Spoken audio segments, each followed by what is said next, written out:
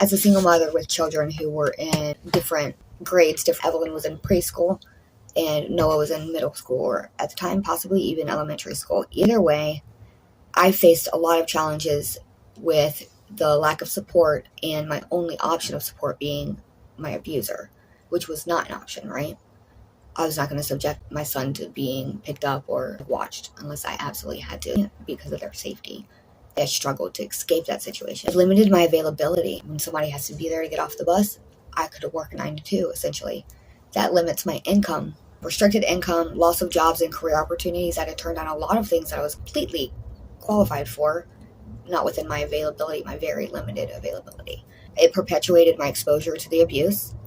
Safety concerns for my then 5th grader who was being targeted by aggressive adult male, emotionally tormented, falsely accused, bullied, stranded, ridiculed in my absence, etc.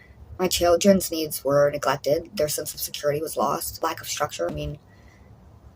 Your life flips upside down. My proposal. A program similar to the outline below would have a monumental impact on low-income families. Neighborhood watch/school district buddy system. Students in an upper-level education would participate in facilitating after-school care for lower-level students, so like high school, elementary, or high school, middle school. Noah rode the same bus as the high schoolers, even though he was in elementary or middle. And if they're riding the same bus, then they live in the same neighborhoods. They're already familiar with each other, and there's a lot of criteria that these students have to meet. We'll get to that, but it would make sense just for a few hours a day, a few times a week, to allow that mother to work not from 9 to 2, but from 9 to 5, 9 to 7.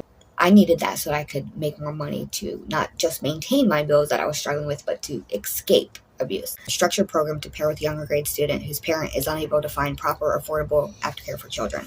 The program would require Big Buddy to apply for the opportunity to mentor a Little Buddy for a set schedule not to exceed 10 to 12 hours weekly.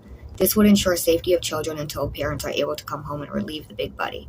Rigid guidelines. These students must meet certain criteria, maintain a certain GPA or grade requirement, provide written referrals, undergo safety screening, engage in emergency response videos, what to do in a fire, possible education credit, extracurricular club like an after-school program, an incentive program, a scholarship opportunity, earned work credits for those entering the profession like South Tech. If you're going into childcare, then they would watch kids on site, and that was part of their credit. Limited days and hours, just from 2:30 to 7:30, 2 to 4 days a week. Agreed upon location, maximum hours, bonus incentive for weekend hours. You can rotate the students, you can get the parents involved, possibly provide a cell phone or an app, a communication tool.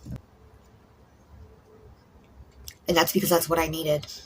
Yeah. And so that's why when I say people like us are the most important, because our experiences drive the actual change that needs to happen. I didn't go through all that shit for nothing. I was reaching out. I was doing everything. I was trying to figure it out. I don't talk about the good things I did, but I did monumental things I'm proud of. Like, I was reaching out outside of the state to other schools. Like, what am I experiencing? What is going on? Because I really thought he was schizophrenic. Just never realized he was just trying to brainwash me. And it was a demon because he was smiling. You can turn it off. He was smiling when he was doing it. Like,